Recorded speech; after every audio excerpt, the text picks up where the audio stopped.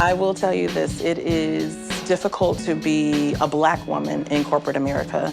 As a trans man, I've been living in fear for the last 8 years. When I first walked in, I had some thoughts like, there's a lot of people who look like me. How can we serve almost 3 billion people if we don't look like them? Not only am I Latina, but I'm also active duty veteran. People don't always see the whole me, and I think that's part of how we have to educate people. When I look around at Facebook, I don't necessarily see a ton of people who look like me, but I do see a lot of people that make me feel welcome. I think Facebook is one of the safest places I've ever told my story, and it wasn't until I started working here and joined the Pride At group and heard the stories of other people that I felt comfortable enough to come out very publicly.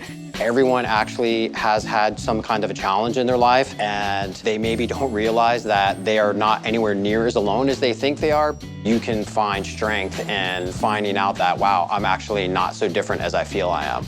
People use that phrase diversity of thought a lot, and I do see that in myself and other veterans in the community because we do think differently about problems and challenges that this company faces. There's a burden you feel sometimes when you've got to represent, because not all Black guys are like me and not all gay guys are like me. To be kind of like the unicorn, the Latina or the gay in the room. I got to this place where I realized that I can actually have the power to speak about it, and that's something that I never realized that I had before. We're doing a better job than we have in the past. We're more aware, which I think is the first step.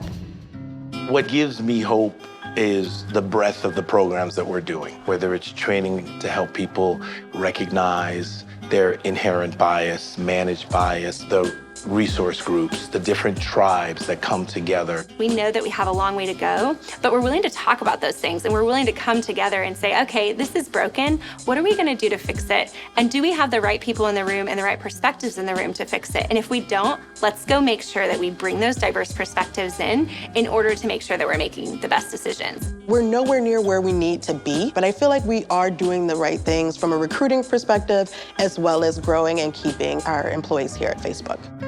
The responsibility of diversity really goes to every individual, especially if you are a member of a well-represented group. It's really important for you to lift other people up as well. I was raised with this inner pride about being unapologetic and being authentic and being who I am. And so it's kind of interesting to get to this point in my life and my career where that's really celebrated and appreciated. There's not a work Anthony and there's a home Anthony, there's just Anthony. And that feels really good.